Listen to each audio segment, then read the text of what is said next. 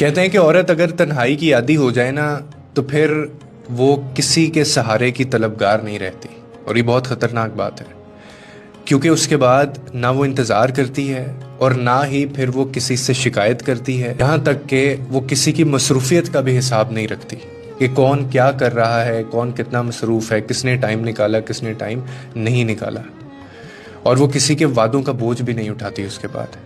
और ऐसा पता है क्यों होता है? ऐसा इसलिए होता है कि वो खामोशी से जीना सीख लेती है और अपने ही वजूद के अंदर फिर वो एक दुनिया ढूंढ लेती है और फिर उसी दुनिया के अंदर वो रहना शुरू कर देती है। याद रखिए कि जब औरत ये मुकाम हासिल कर लेती है ना, तो फिर दुनिया की कोई भी ताकत, याद रहे कोई भी ताकत उसको तोड़ नहीं सकती।